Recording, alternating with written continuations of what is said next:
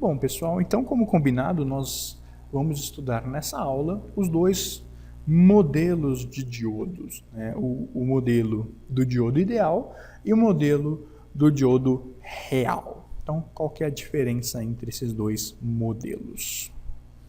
Antes da gente analisar essa diferença, alguns livros tratam essa questão em três modelos diferentes, né, que eles chamam de aproximações. Então tem a primeira aproximação do diodo, que é o diodo ideal. Depois tem uma segunda aproximação, que é um diodo mais próximo do real, mas ainda não totalmente com as características de um diodo real. E, por fim, a terceira aproximação, que já seria o diodo real, né? Aqui, para simplificar, a gente vai usar só a primeira aproximação, que é o diodo ideal, e a terceira, que é o diodo real. A segunda aproximação nós não vamos falar aqui, até porque ela não é assim tão importante para nós, uma vez que a gente já está vendo os dois extremos, o ideal e o real. Tá? Então vamos lá, o diodo ideal e o diodo real. Primeiro, o diodo ideal, ele tem esse nome, ideal, porque ele só existe na teoria, ele não existe na prática, ele não é real, ele é só ideal, né? Pensa na pessoa ideal para você. Talvez essa pessoa não exista, né? Alguém que seja perfeito. O diodo, pelo menos na eletrônica, não existe o diodo ideal. Pode até ser que você encontre uma pessoa ideal, mas na eletrônica, isso eu posso garantir, não existe um diodo ideal. Ele só existe na teoria. Ele é um modelo teórico, um norte para os fabricantes de diodos, para os técnicos em eletrônicos, para ter esse norte para saber o que é esperado de um diodo, quais são as suas características mais marcantes, mas ele não existe na prática. E o diodo ideal, ele conduz a partir de 0 volts quando polarizado diretamente. Então, ao contrário do diodo de silício, que conduz a partir de 0,6, 0,7 volts, e ao contrário do diodo de germânio, que conduz a partir de 0,2, 0,3 volts, o diodo ideal, ele é ideal, ele não precisa de nenhuma tensão, basta você polarizar ele diretamente, que a partir de 0 volts, ele já conduz. Então, 0,0000001 volt, ele já está conduzindo. Esse seria o diodo ideal. Tá? Então, qualquer tensão mínima acima de 0 volts, ele conduz normalmente. O diodo ideal.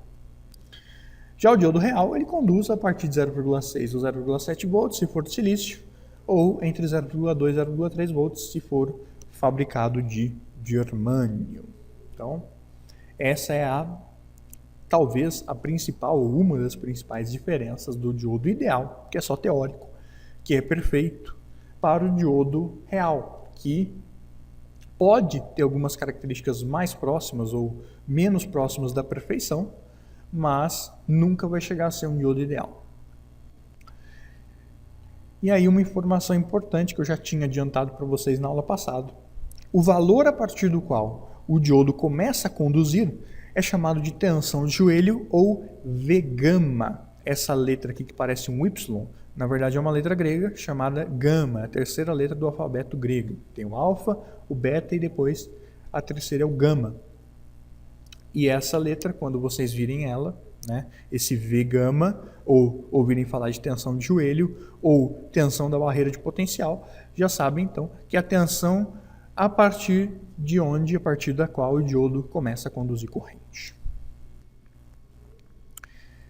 Para a gente entender melhor o comportamento do diodo, existe um gráfico, que é esse gráfico no plano cartesiano, que faz aí a relação da tensão e da corrente, da tensão pela corrente, no diodo, tanto na polarização direta quanto na polarização reversa.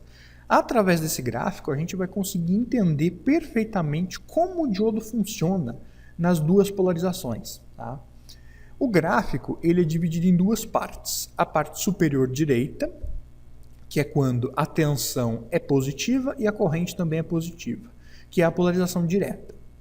E a parte inferior esquerda, que é quando a tensão e a corrente, as duas são negativas, é a polarização reversa. São duas regiões do gráfico que nós vamos estudar separadamente primeiro. Daqui a pouco a gente vai ver as duas juntas no mesmo gráfico. Então, tá aí, esse é o esquema do gráfico. Então, olha só, a curva do diodo ideal versus o real, aqui o real de silício, na polarização direta. Lembrando, a polarização direta é só essa região aqui positiva do gráfico, onde corrente e tensão estão positivos. A gente vai dar um zoom nessa região e ver como o diodo real e o ideal se comportam ali na polarização direta. Então, olha só, eu vou começar analisando pelo real, que é o gráfico da direita. Vai facilitar a gente para depois entender o ideal.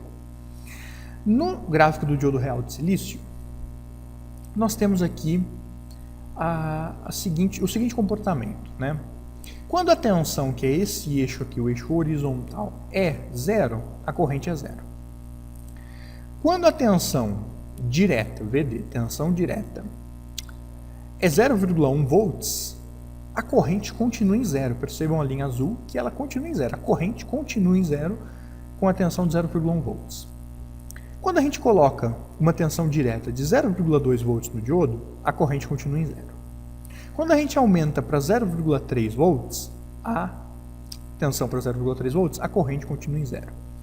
Quando a tensão, chega em 0,4 volts, a corrente continua em zero, mas você já vê que já dá uma leve subidinha, né? Deve ter alguns nanoamperes ali já começando a circular. Uma correntezinha começando a querer circular no circuito.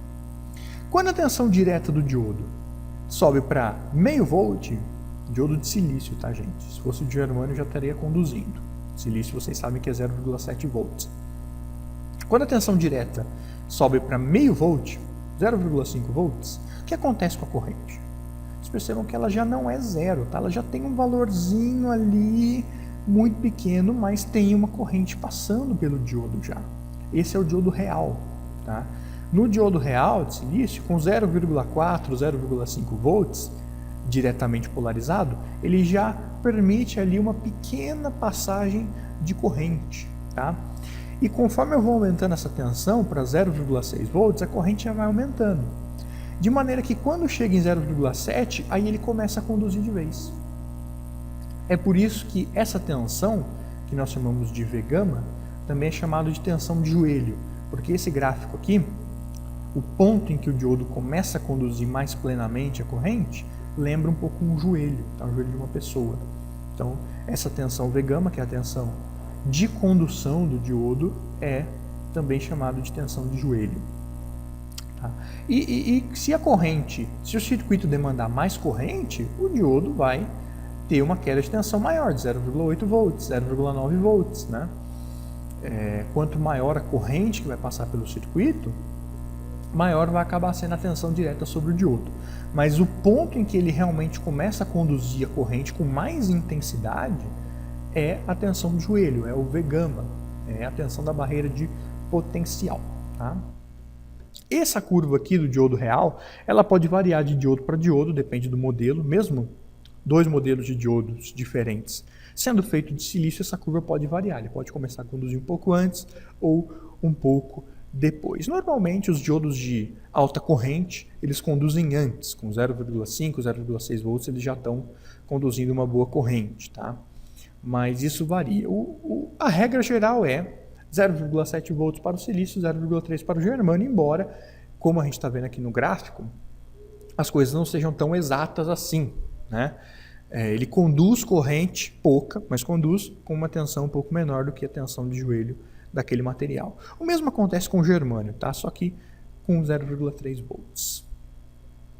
Então é isso aí. Esse é o gráfico da polarização direta do diodo real. No diodo ideal, pessoal, como a gente já sabe, ele conduz a partir de 0 volts. Então, a tensão ali, a partir de 0 volts, ele já conduz e a corrente sobe sem maiores problemas. Quer dizer, eu não preciso ter nenhuma tensão mínima para conduzir. A partir de 0 volts, ele já conduz a corrente plenamente e é por isso que o gráfico aqui está em linha reta, né? A corrente sobe, mesmo assim a tensão fica em zero. A tensão que fica no diodo, para que ele possa conduzir, é zero. Tá? Por isso que ele é o diodo ideal. Então, entendido aí, pessoal, o gráfico da polarização direta, é simples, é só analisar o que a gente já sabe, é o comportamento dos dois modelos de diodo. Agora aqui a gente vai analisar a polarização reversa, que é aquela parte inferior esquerda do gráfico.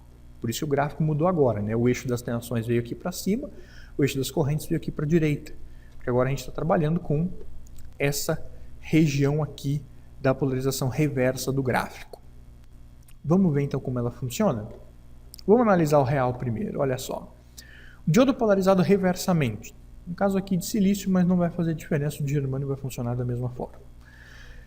Quando a gente polariza um diodo reversamente com 100 volts, a corrente é zero. 200 volts reverso, a corrente é zero. 300, 400, 500, 600 volts reverso, a corrente é zero. Ali chegou em 700 volts, já começa a cair um pouquinho, já surge uma corrente reversa ali, tá?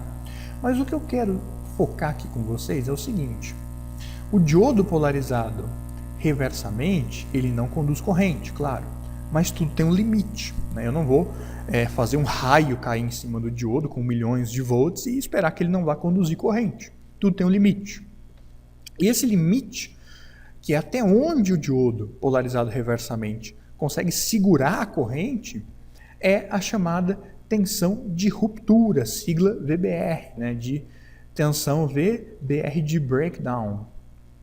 A partir dessa tensão de ruptura, que varia de modelo para modelo do diodo, o diodo ele não aguenta segurar essa tensão tão grande e a corrente dispara, normalmente queimando o diodo, que é o que nós chamamos de avalanche, quando essa corrente ela dispara de uma vez em bola de neve, né, como se fosse uma avalanche mesmo, e essa corrente ela é tão alta, ela dispara com tanta intensidade que o diodo esquenta tanto, ele frita, né, ele queima, ele se danifica.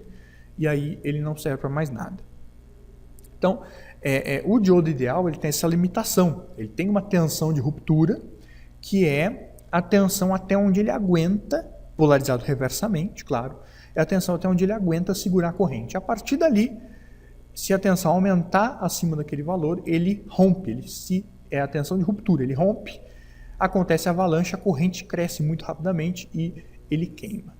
Já o diodo ideal, pessoal, como vocês podem ver aqui no gráfico, por mais que você aumente a tensão 100, 200, 300, 500, 800 volts reverso, a corrente permanece em linha reta, permanece zero, porque é um diodo ideal, né, gente? Então, no diodo ideal, ele é perfeito, pode cair um raio que ele entra o raio de um lado que não sai do outro. O diodo consegue segurar qualquer tensão, né? Por isso ele é o ideal, não existe na prática, e o gráfico dele ficaria sendo desta maneira, tá? Então, essa é mais uma diferença aí entre o diodo real e o diodo ideal, no caso aqui a polarização reversa. E aqui a gente tem o gráfico final das duas polarizações do diodo ideal, onde na polarização direta ele conduz a corrente, pode ver que a corrente está subindo, com uma tensão zero. Então ele não precisa de nenhuma tensão ali, né? Acima de 0 volts ele já está conduzindo corrente. E na polarização reversa é o contrário, né? Por mais que você aumente a tensão, ele não conduz corrente aí no caso do diodo ideal. E no caso, o gráfico final do diodo real é esse aqui, né? Na polarização direta ele começa a conduzir ali na tensão de joelho, no V-gama, 0,7 para o silício, 0,3 volts para o germânio.